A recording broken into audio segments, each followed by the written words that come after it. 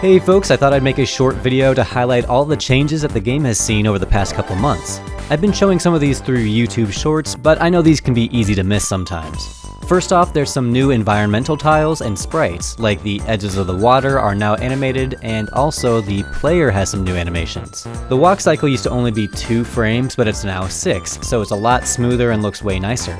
Aside from visual improvements, the big recent update was the dungeon. This is a procedurally generated series of rooms that changes each time you go through it.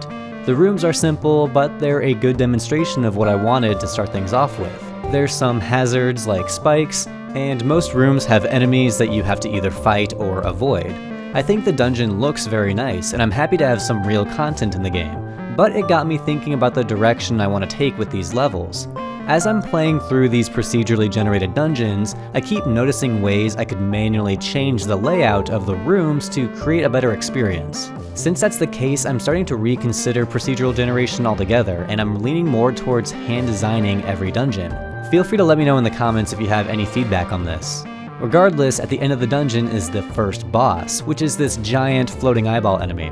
The artwork for this boss was done by Huisman, and I love how it turned out. I gave the boss a rotation of different attacks as it floats around, like a big laser attack, a dash tackle, and it can summon smaller eyeball enemies to help out. I personally find the boss to be very fun to fight, and I've gotten a lot of similar responses from playtesters on my Discord. The last thing I want to call out is the music. 2 tracks were created by RMD Composition specifically for this game, and they set the tone for the game very nicely. There's a dungeon theme, which is currently playing now, and there's also a boss theme, which is really intense and makes the fight feel so much cooler.